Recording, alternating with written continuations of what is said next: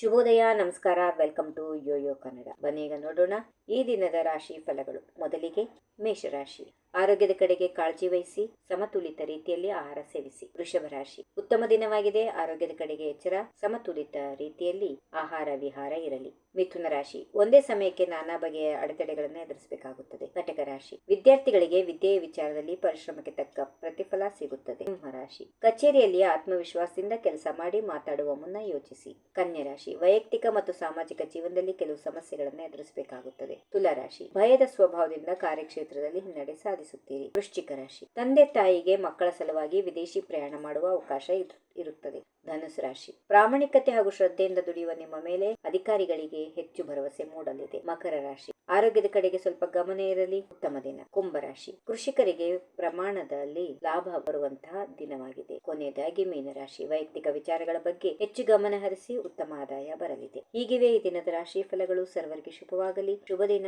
ನಮಸ್ಕಾರ. If you like this video, ಬೇಗ like ಮಾಡಿ, ಕಾಮೆಂಟ್ ಮಾಡಿ, ಶೇರ್ ಮಾಡಿ ಹಾಗೂ ಯೋಯೋ ಟಿವಿ ಕನ್ನಡವನ್ನು ಸಬ್ಸ್ಕ್ರೈಬ್ ಮಾಡಿ.